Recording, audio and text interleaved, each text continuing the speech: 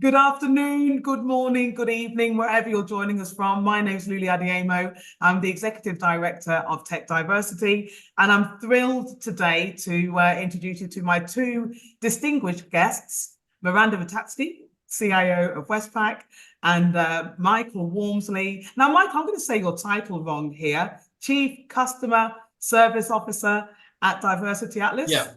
Have I embellished that somewhat? Yeah. Oh dear. But that's for those of you that don't know, mid-March, we launched the world first TechReflect study. Now, we've had an overwhelming response from organizations that want to participate. And for those of you that don't know about the study, I hope by the end of this, you two will want to join the group and lead the charge in regards to what we're looking to achieve with the TechDiversity Foundation.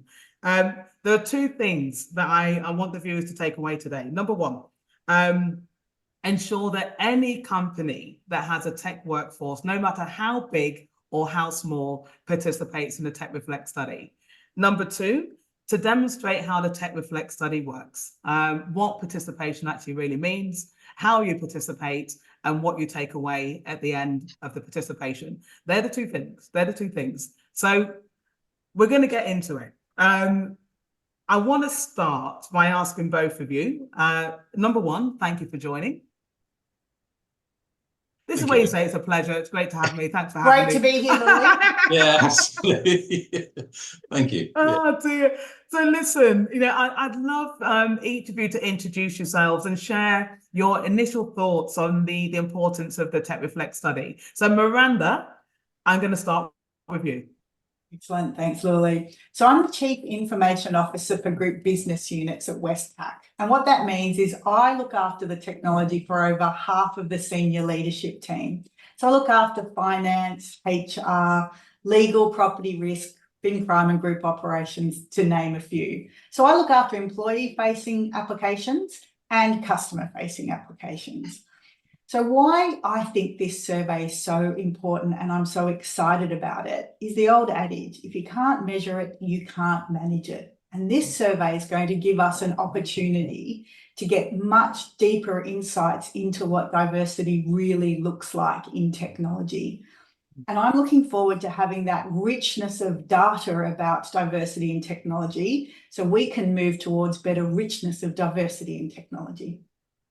Beautiful. Beautiful. So I took a couple of things away from that, Miranda. Number one, you could single-handedly take down Westpac.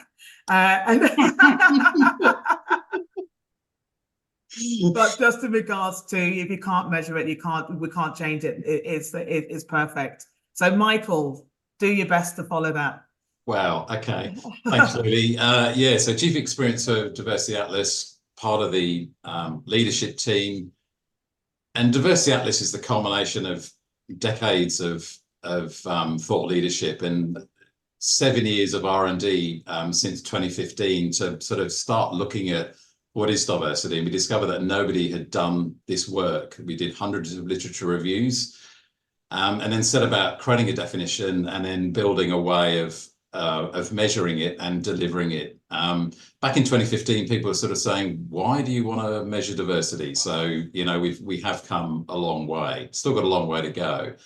I've worked in many startups. They've typically in novel, innovative ideas, some amazing organizations here in Australia. It's always really been around people data, in particular, initially marketing technology. And, as part of that sort of big growth phase where we started to see huge investments in marketing technology to understand customers better, to sell them more, probably sell them more stuff they don't really need, but that's another story. But I think the key thing here is just a huge imbalance. I think marketing technology this year is going to be $148 billion US spend. So wow. Billions spent on understanding customers. But if we look at the tech industry or any organization about what they know about their people, we say that they're the most important asset, but we really don't understand who we are. So I think this study is going to really help us understand many, many nuances. And I think more importantly, help us celebrate the rich diversity that exists, because we work with a range of different clients and that they tend to be kind of on this inclusion journey. And I think that's an important thing for us to think about to get to the 1.2 million people we need in tech by 2030. So if we don't have inclusion as a leading aspect of that, we're going to really struggle. And our customers have kind of worked out it's very difficult to create inclusion if you actually don't know who you are to start with. Yeah, and I think you know, Michael, just on that, the analogy there around the money spent on understanding the customers so that, you know, we can build that loyalty and engagement with them. You know, when you look internally, if you don't really truly understand who the workforce is, you know, how can you claim to be inclusive and providing, you know, equitable type sort of programs for the workforce? But, you know, I just wanted to touch on just in regards to the type of study, the importance of it, Michael, because one of the questions I often get from companies, especially ones that do, you know, engagement type sort of surveys, is why, you know, we do that already. Why is this different? What is it you're doing that's different to that, and why it's important? Oh, you want to answer that question? I would love to answer. I'd love you to answer that.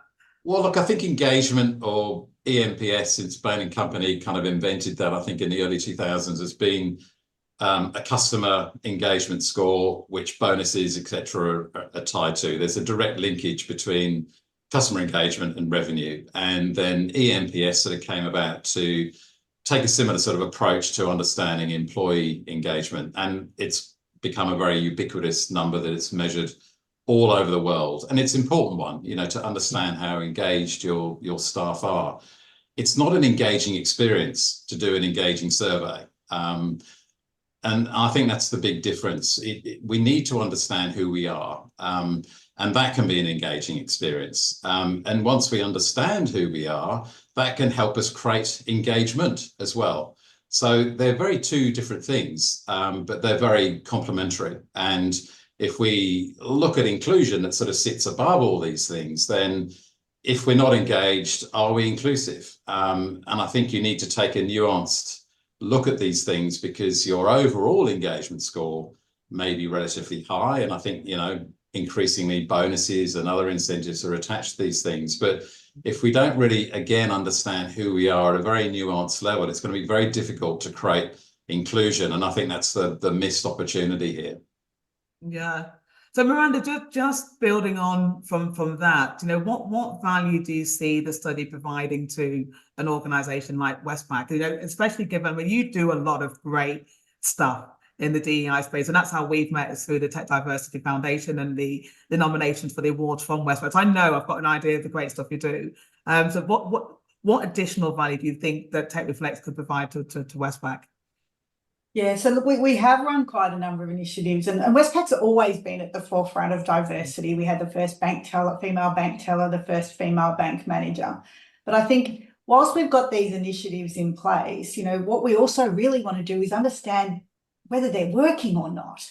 And the type of data that Michael's talking about here would help us identify if we're seeing the uplift in the areas that we want to see, and give us that more granular data to understand, A, what we're improving, and B, potentially if there's other areas that we see that have got gaps that we need to address to drive more meaningful change. And, you know, data and innovation are key to the success of these programs, but also knowing when we've done, you know, maybe enough in some areas and there's other gaps that we need to focus on. So that granular data helps companies like me or other, you know, even smaller companies. I mean, the nature of technology workforce varies dramatically across different industries, and this survey is going to give us the data to understand that in more detail. Yeah, brilliant. So, Michael, like, this has all been great. So, but, you know, we do need to talk about the mechanics of the study. And, you know, so please everyone stay with us, because, you know, it's important. It's not necessarily the exciting, sexy stuff, but it's important. So, Michael, talking about the mechanics of the study, how is it distributed? Yeah, well, that's the good part, is it's really, really simple. You know, we've taken something undefined, complicated, nuanced, but made it accessible and simple. So the mechanics ultimately is each organization that participates has their own account, and then they have a link that's generated to a survey that attributes to their account, their organization, and they just need to distribute that link. And then when a person clicks that link, and we don't know who they are, then their data is then aggregated up into their account. And then TechReflect or TechDiversity have the master account for the aggregated results. So in terms of deploying the survey, it's just sending a link or a QR code. People click on it, and then the results come in. Great. I'll come back because there's a couple of things I want to add on to that. But I think key to the engagement is how we communicate and the messaging that we wrap around to the workforce as to why we're doing it. So Miranda, I'd love to throw that one to you in regards to the types of messages for organizations to encourage participation from their workforce. I think, with any study or survey or request that we put out to an organization, it's really important for them to understand why we're doing it. And usually it's really important, we're doing this to address the voice of our customer. And in this case, the focal point of the study is understanding the diversity of the technology employees we have. And if you want to continue to innovate and drive cultural change, we really need to understand what our employees and our customers want. And I think when we give people this opportunity, people are going to benefit, and they'll participate, but they'll also benefit from the results of the survey and the changes that we can put in place. So I just think it's about really being clear about the message, because we want people to complete the survey because we know the value we're going to get out of it and the value that will drive. Yeah, and I think the importance of their voice being counted and represented, it's and that's what we really want to try and encourage. So Michael, back to you again. I mean, I think one of the things that always comes up when it comes to anything where you're capturing, someone's, information and details is the security aspect, to make sure that, how you protect me around that. Yeah, that's obviously really important. Just to backtrack a little bit in terms of the why. I mean, what we constantly see is this is a fun experience. It's really just to celebrate things. We spend a lot of time at work. We spend a lot of time in the industry. So it's that curiosity around it, well, who are we? Who do we represent as well? Because we know that when there's greater representation, there's more sustainability. So, who's been left out? What voices are left out? And of course, with the advent of AI, we're losing our voices as well. So understanding humanity, understanding different cultures, different languages, different views, is just going to become increasingly important. Now, obviously, security is hugely important as well. So we don't collect any personal identifiable information.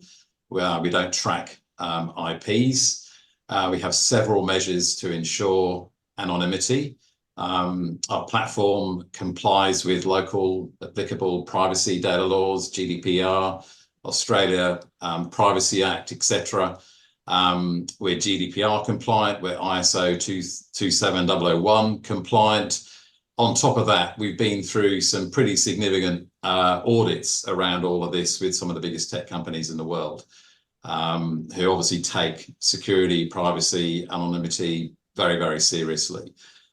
Results are aggregated up into those company counts, so we don't know what individual responses are. So that should give great comfort to people when they're doing the survey. There's no personal identifier. None of this information can come back to them, and then the data just being aggregated doesn't tell you individual responses. But we do get a really good high-level, detailed view of the collective of who we are, and also the sentiment around this work as well. And just on that, Michael, because obviously, for smaller organizations, then, if there's only a handful of people participating, then it would be easy to identify who the individual is. So what are we doing around that to protect the anonymity? That's a really good question. So for the smaller organizations, we'll aggregate the smaller organizations and represent small organizations as a group within themselves. Great. And at the end of the day, who owns the data? You do. Not me personally. Well, technically speaking, with our platform, a administrator is nominated, a super administrator is nominated. That will be TechDiversity, TechReflect study, and they own that data. Great.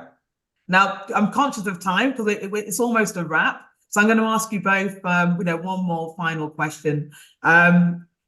Miranda, I'm going to start with you. What changes do you hope to see in the future tech work and in our workforce? And I just want to touch on a point, right? Because I think there's a misconception as well around when we're talking about tech workforces.